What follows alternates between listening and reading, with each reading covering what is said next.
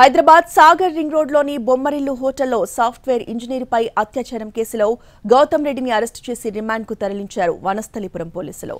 పరారీలో ఉన్న గౌతమ్ రెడ్డి స్నేహితుడు శివాజీరెడ్డి కోసం గాలిస్తున్నారు.